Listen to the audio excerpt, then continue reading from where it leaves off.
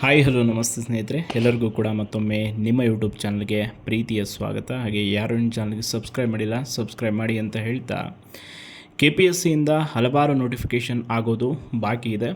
ಅದರಲ್ಲೂ ವಿಶೇಷವಾಗಿ police constable ಹುದ್ದೆಗಳದು.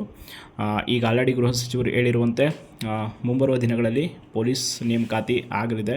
ವಿಶೇಷವಾಗಿ KSRP ಆ್ಯಂಡ್ ಸಿವಿಲ್ ಕಾನ್ಸ್ಟೇಬಲ್ದು ಅಂತ ಹೇಳಿದ್ದಾರೆ. ಬಟ್ ಇಲ್ಲಿ ಒಂದು ಎಲ್ಲ ಅಭ್ಯರ್ಥಿಗಳಿಗೂ ಆಗಿರುವಂಥ ತೊಂದರೆ ಏನು ಅಂತಂದರೆ, ಕಳೆದ 4 ವರ್ಷದಿಂದ ಕೋವಿಡ್ ಆದ ನಂತರ ಯಾವುದೇ ನೋಟಿಫಿಕೇಷನ್ ಆಗಿಲ್ಲ. ಈಗ ಅಪ್ಕಮಿಂಗ್ ಆಗುವಂಥ ನೋಟಿಫಿಕೇಷನ್ಗಳಿಗೆ ಪರೀಕ್ಷೆಯನ್ನು ಬರೆಯೋದಕ್ಕೆ ಹಲವಾರು ವಿದ್ಯಾರ್ಥಿಗಳದ್ದು ಏಜ್ ಲಿಮಿಟು ಕ್ರಾಸ್ ಆಗಿದೆ. ಆ ಕಾರಣಕ್ಕಾಗಿ ಎಲ್ಲರೂ ಕೂಡ ಏಜ್ ರಿಲ್ಯಾಕ್ಸೇಷನ್ ಬಗ್ಗೆ ಕೇಳ್ತಾ ಇದ್ದಾರೆ. ಇವತ್ತು ಏಜ್ ರಿಲ್ಯಾಕ್ಸೇಷನ್ ವಿಷಯಕ್ಕೆ ಸಂಬಂಧಪಟ್ಟಾಗೆ ತುಂಬ ಮಹತ್ವವಾದ ಬೆಳವಣಿಗೆ ಒಂದು ನಡೆದಿದೆ.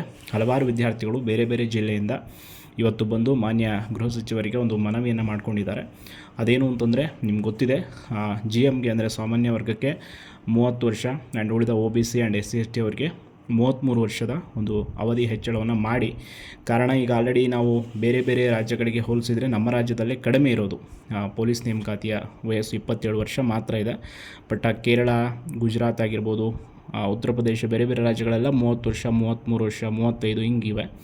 ಆ ಎಲ್ಲ ವಿಚಾರಗಳನ್ನು ಪ್ರಸ್ತಾಪ ಮಾಡಿ ಇವತ್ತು ಆಸ್ಪಿರೆಂಟ್ಸ್ಗಳು ಕೇಳ್ಕೊಂಡಿದ್ದಾರೆ.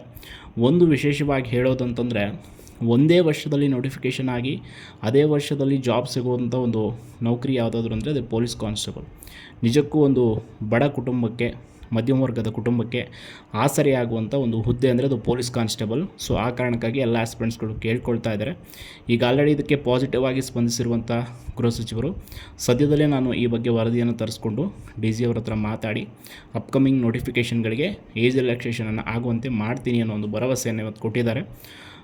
ಖಂಡಿತವಾಗಿ ಇದು ಆಗಲೇಬೇಕು. ಅಪ್ಕಮಿಂಗ್ ನೋಟಿಫಿಕೇಷನ್ಗೆ ಏಜ್ ರಿಲ್ಯಾಕ್ಸೇಷನ್ ಸಿಕ್ಕರೆ ತುಂಬ ಜನ ಆಸ್ಪಿರೆಂಟ್ಸ್ಗಳಿಗೆ ಇದೊಂದು ಉಪಯೋಗ ಆಗುತ್ತೆ.